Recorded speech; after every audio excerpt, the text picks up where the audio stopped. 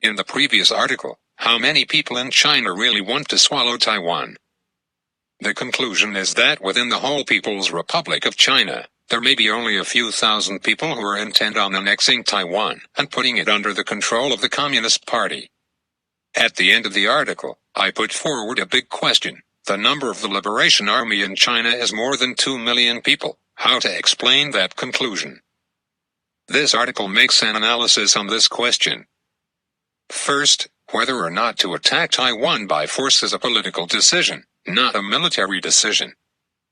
This principle is universal, including ISIS and other terrorist organizations. Today's world is no longer a situation as 1,000 years ago, in which one king or one family could declare war at any angry moment. Even modern figures like Hitler, Stalin and Mao Zedong are no longer possible to do that again. Any war could be simple triggered or likely to exist only in the tribal cultures of Africa or the Middle East. The last time the Liberation Army set out to attack Taiwan was in 1950, when Chen Yi and Su Yu assembled 500,000 troops along the coast of Fujian. But eventually it was cancelled, because Stalin wanted to retain the KMT government to counterbalance the CCP. He first launched the Korean War and ordered Mao Zedong to transfer his troops to the Korean War. Since then, the merge of Taiwan by force has gradually become a political issue on the power chessboard among the Soviet Union, China and United States, rather than military issue. To this day, it can be said that it is a 100% political decision-making, but the players are now only the two countries including United States and China.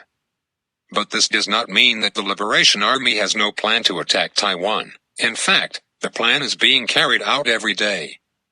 I am afraid that there are dozens of sand-table exercises. It is the duty of a soldier to make all possible military inferences, and the United States may have several sets of sand-table exercises for landing in Britain.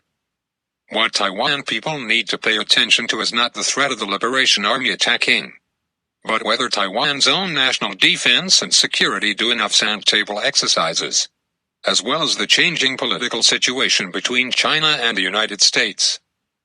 So, when will the Liberation Army's ability to attack Taiwan mature?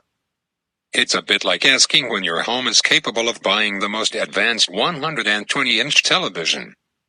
If you don't buy refrigerators, air conditioners, washing machines, and if the living room is over 100 square meters in size, I believe that most families are capable of buying a 120-inch TV. It all depends on how much your budget is allocated to buy the TV. China has 9.6 million square kilometers, after Jiang Zemin ceded the equivalent of 30 Taiwan-sized disputed land to Russia in 1999, and 27 neighboring countries, Xinjiang and Tibet, are facing pressure of separatism, autonomy and federalization, as well as the risk of North Korea's betrayal. Everywhere need military budget. This is still not including that the requirement military force for guarding the South China Sea. Logically, China's military force is enough to solve any of these problems, just as if many people could afford a 120-inch television set if they poured the whole family resource into it, but people will not do so. Also consider China's internal separatist pressures. Xi Jinping has overhauled the military structure during his first term, with the aim of being able to fight, be good to fight, and be able to win. In other words, although the original CCP army had a large number of people, many weapons and many nuclear missiles, it was unable to fight, not good to fight, and cannot to win. The original 7 military regions were restructured into 5 war zones, and the original separate management of troops, weapons, fodder supply chain was changed to learn from the integration of people, equipment and food of the United States Army. This big move needs at least 10 years to get the initial results. Since the Second World War, the continuous evolution, revision, deepening of military cooperation capabilities of the United States, the distance between China and America is still several decades old. Under the old military system, the biggest threat is being not able to fight. The extent of China's tragedy during the Korean War in 1950 and the Sino-Vietnam War in 1979 is still a sensitive topic of confidentiality. Under the new military system, The biggest threat is the military coup after the integration of people, tools and food. Finally, there is the problem of glass heart. The only foothold of the CCP's one-party dictatorship is nationalism after brainwashing, and the only foothold in nationalism is that could not get any defeat.